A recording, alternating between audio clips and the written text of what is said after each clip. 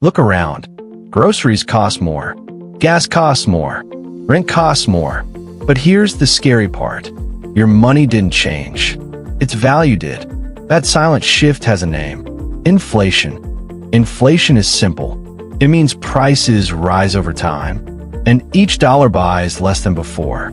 It's not just things getting expensive. It's purchasing power shrinking. If something cost $100 last year and $110 this year, that's inflation at work. A little inflation is normal. Too much, and everything starts to break. Cause number one, too much money.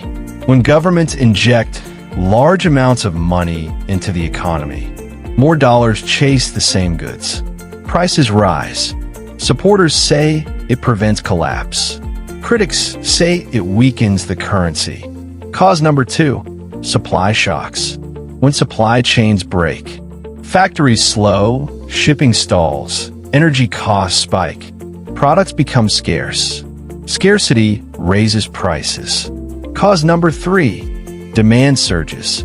When people suddenly buy more, after lockdowns, stimulus, or economic reopenings, businesses raise prices to keep up. Inflation often isn't one cause. It's all three colliding at once.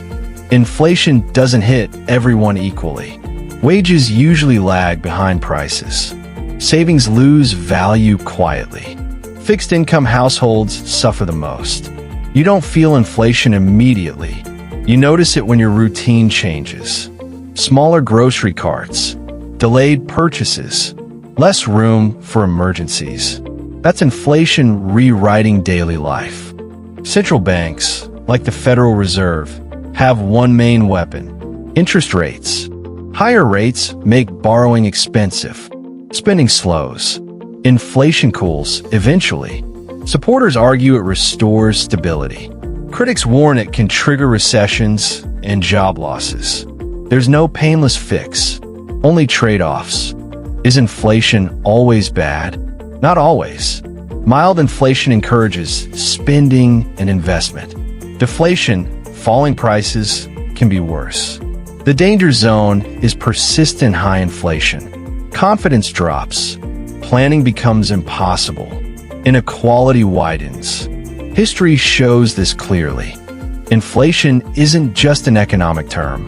It's a force shaping everyday choices, quietly, constantly. Because inflation doesn't usually show up as one big event.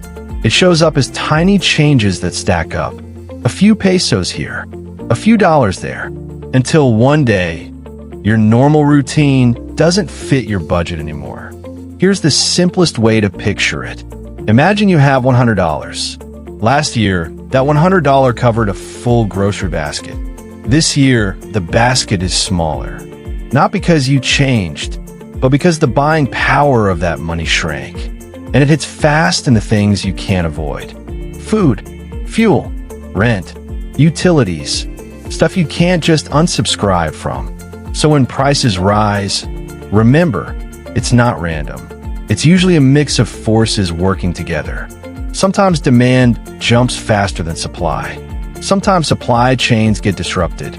Sometimes money flows in the system change how prices behave. And here's the part most people miss.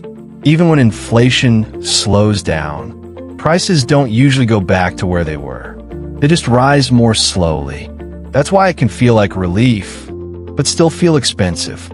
So the next time you're at checkout and you pause, or you stare at a gas sign like it's personally insulting you, that's inflation becoming real. If this helped you understand what's really happening, hit like, subscribe, and comment. What price increase shocked you the most? Food, rent, gas, or utilities? And if you want, tell me your country too. I'll make a follow-up explaining why it hits some places harder than others. Thank you, and see you on the next one. Bye-bye.